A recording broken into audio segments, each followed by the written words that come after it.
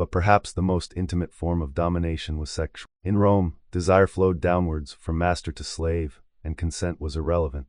The marketplace of flesh slavery in Rome was vast. Millions were enslaved, captured in war, born in bondage, or traded across the Mediterranean. Markets did not hide the reality. Men and women stood exposed, stripped for inspection, their bodies prodded and priced. Some were bought for labor, others for craft, but many, especially the young and attractive, were purchased for pleasure. Wealthy Romans might keep a concubine, a semi-official mistress, or a pure delicatus, a delicate boy, chosen for beauty. To the Roman mind, this was not abuse. It was property, and property had no voice. The intimacy of power of the Roman household was a universe of inequality. A senator might boast of his public honor, his devotion to the republic, yet in the shadows of his villa, he could command the bodies of his slaves without question. This intimacy of power blurred every boundary.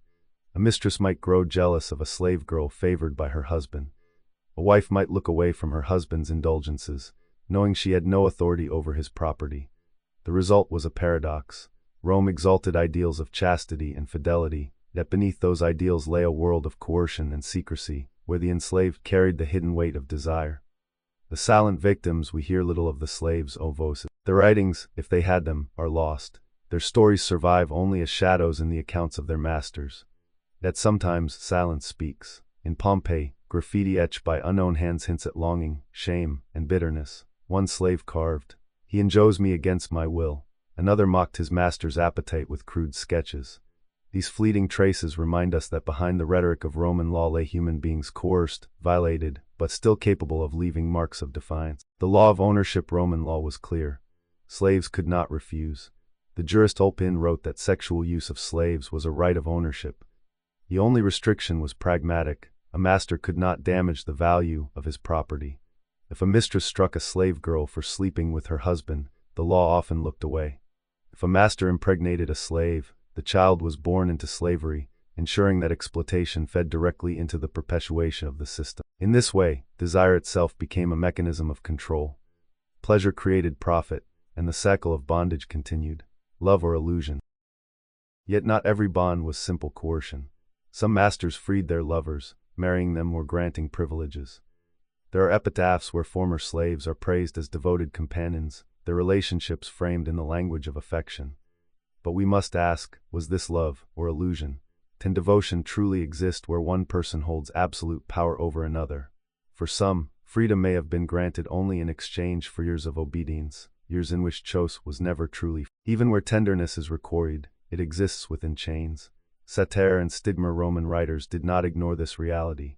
Satirists like Juvenal and Martial often sneered at masters who grew too fond of their slave lovers. To show tenderness was seen as weakness. Desire was acceptable, affection was dangerous. These jokes reveal a deeper truth. Intimacy with slaves was common, but to acknowledge equality within it was taboo. Rome permitted exploitation, but not genuine partners. The gender divide. The exploitation of slaves fell unevenly across gender. Male masters had nearly limitless access to both male and female slaves. Female masters, by contrast, faced stricter scrutiny. If a woman was suspected of relations with her slaves, scandal erupted. Stories circulated of matrons accused of seducing gladiators or stable boys, tales that blurred gossip with fear of female desire breaking free of control. In this double standard, we see Rome's obsession with hierarchy reinforced. Men could indulge without consequence, women could not. The children of slavery. One of the most haunting consequences of Rome's sexual hierarchy was the children it produced. When a slave bore her master's child, that child was not acknowledged as kin. He or she was legally a slave, owned by the father who had sired them. Some were later freed, joining the ranks of freedmen, but many remained in bondage, living evidence of Rome's unspoken truths. Thus, intimacy became a factory of new slaves, generation upon generation born into chains. Resistance in the shadows, and yet, slaves resisted, sometimes quietly, sometimes violently. Refusal was rare, but not impossible. A slave might feign illness, hide, or even lash out. Others subverted their masters with mockery, graffiti, or whispered stories. The largest resistance came not in the bedroom but on the battlefield. Rebellions led by figures like Spartacus drew strength from the fury of the enslaved, men and women who had suffered every form of degradation. Behind the famous revolt lay countless smaller acts of defiance. including the refusal to surrender intimacy on terms of power. Empire of desire. In the end, Rome's sexual order was inseparable from slavery. Desire was not private, but public, not mutual, but enforced. The household mirrored the empire itself. Citizens commanded, subjects obeyed. The Romans might have believed that mastery was natural, that pleasure was a right of the powerful. But in truth, the system left scars, invisible to history, that carved deep into human lives. For every senator who boasted of his conquests, there were countless silenced voices, slaves of desire whose stories Rome never told. Conclusion whispers in the dark. The ruins of Pompeii and the pages of satire show us fragments of this world, the laughter of masters, the graffiti of the enslaved, the laws that turn bodies into property. But the full truth is unknowable. It lies in the silences, in the spaces where the voices of slaves should be. Their experiences remain in shadow, yet they haunt the history of Rome. Rome called itself eternal, but in its eternity were also the eternal cries of those who were bound, used, and forgotten. They were the slaves of desire, anonymous, countless, and enduring. Part 7. The bathhouse realm. To step into a Roman bathhouse was to step into the beating heart of the city. Here, marble floors echoed with laughter, steam curled through vaulted chambers, and water shimmered beneath painted ceilings. The thermae were not merely places to wash. They were arenas of health, business, politics, and desire. For the Romans, bathing was a ritual, a performance, and at times, an invitation. In the heat of the bathhouse, boundaries softened. Social hierarchies blurred, bodies mingled, and the rules of intimacy shifted into a realm all its own. A palace of water and fire. The great bathhouses of Rome were architectural marvels. Terracallous baths could hold thousands, a sprawling complex of heated pools, gardens, libraries, and even shops. The journey began in the apoditerium, the changing room, where men and women left behind their clothing and, with it, a layer of identity. Nakedness in Rome was not shameful, it was communal. In the glistening light, senators, merchants, and soldiers stood side by side, stripped to their skin. From there, bathers moved through a sequence of chambers, the tepidarium, warm and inviting, the caldarium, hot with steam, the frigidarium, a plunge into cold clarity. Every transition was a ritual, cleansing not just the body but the spirit. Yet amid this choreography of water, something more simmered. The social stage in the bathhouse, conversations flowed as freely as the water. Senators might whisper of laws in the steam. Merchants bargained while reclining beside fountains. Philosophers lectured as they lounged in pools. The baths dissolved barriers. Here, even the emperor might be glimpsed, not in his purple robes, but bare and sweating like any other man. Status remained. The wealthy had attendants toil and scrape them, but the proximity of bodies created a fragile illusion of equality. And where bodies mingle, desire is never far behind. The dance of the gaze. The bathhouse was a theater of looking. Nudity invited observation. Men admired one another's physiques, women glanced at rivals or friends. For some, the baths offered discreet opportunities for flirtation. Martial, the witty poet, joked of lovers meeting in the steam. Juvenal, ever scandalized, warned of women who sought affairs amid the pools. The rules were unspoken but understood. To gaze too boldly was dangerous, an accusation of impropriety. But to look away entirely was impossible. The bathhouse was a place where the body itself became conversation. Women and segregation. Were men and women always together in these spaces? The answer is complex. Some baths maintained strict separation, with difference for men and women. Others allowed mingling. Ancient writers complained frequently about mixed bathing, suggesting it was both common and controversial. Moralists decried it as corrupting. The Emperor Hadrian even banned mixed bathing at one point, only for later rulers to restore it. For some, this mingling was an outrage, for others, it was opportunity. In those hazy, steamy chambers, men and women might share glances forbidden elsewhere. For critics, the bathhouse was a breeding ground of temptation. Pleasure in the shadows beyond the central halls, darker rooms lurked. Archaeology has revealed small side chambers, sometimes decorated with erotic frescoes. Were these massage rooms, brothels hidden within the baths?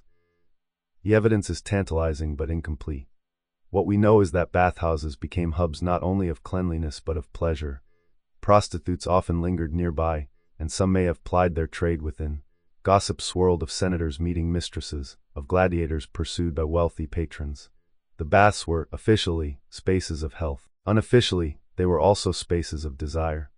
The scrape of the strigil. One of the most intimate rituals of bathing was the strigil, a curved metal tool used to scrape oil, sweat, and dirt from the skin. A bather might oil himself, or have a slave perform the scraping. But in wealthier circles, the act could carry layers of intimacy.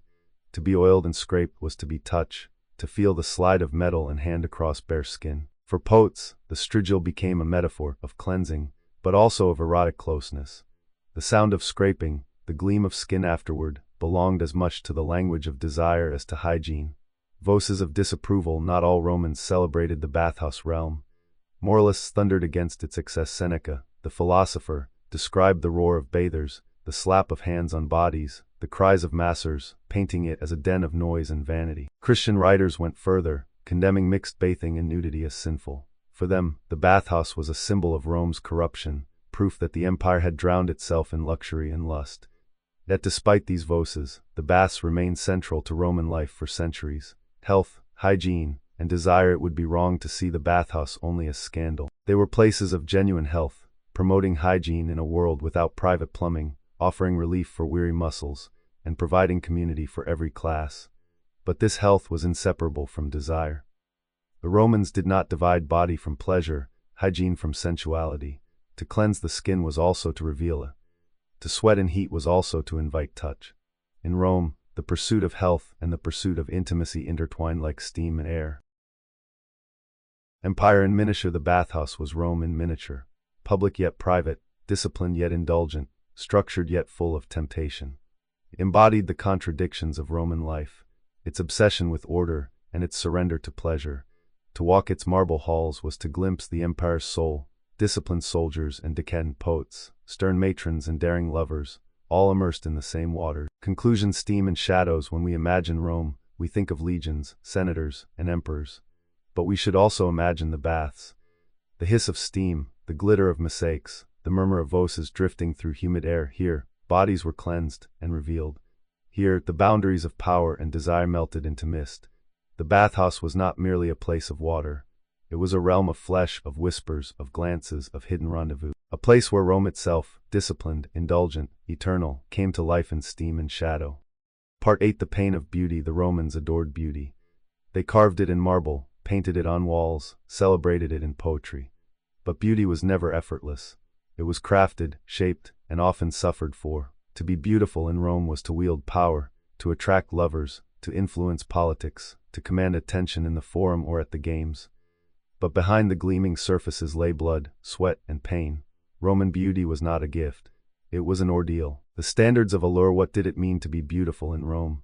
For men, strength and youth were prized, a muscular body, smooth skin, and a confident bearing. For women, pale skin, delicate features, and elaborate hairstyles marked refinement.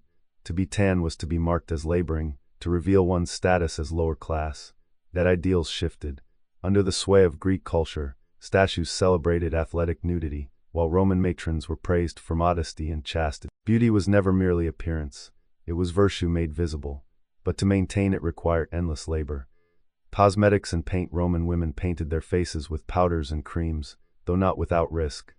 White lead created the pale complexion of the elite, but it also poisoned the skin, leaving scars beneath the illusion of purity. Red ochre or wine dregs colored lips and cheeks, while charcoal darkened brows and eyes. Pliny the Elder lists strange recipes: crocodile dung as a face mask, donkey milk to soften skin, crushed pearls mixed into salves. The pursuit of beauty blurred into the grotesque, with remedies that promised allure at the cost of health. Critics mocked women for vanity, yet the same critics demanded they appear flawless. Beauty was a duty, and duty required suffering. The torment of hair. Nowhere was the pain of beauty more evident than in hair. Roman hairstyles were feats of engineering. Matrons piled curls and braids into towers, pinned with ivory or gold, woven with ribbons, sometimes adorned with jewels. The wealthiest employed enslaved hairdressers, known as ornatrices, who labored for us to perfect each look. These women left their mark in history, not through names, but through satire. Writers described their mistresses screaming in pain as hair was pulled, scorched, or torn. Marshals sneered at wigs imported from Germany, mocking women who wore the hair of conquered barbarians as fashion. And yet, to appear in public without a polished coiffure was unthinkable. Hair was status, power, identity, even if it meant agony. Depilation and discipline. Roman ideals of smoothness extended beyond the face. Women, and often men, endured painful processes of hair removal. Tweezers plucked, razors scraped, pumice stones abraded the skin. Waxes made of resin or pitch were applied hot, then ripped away.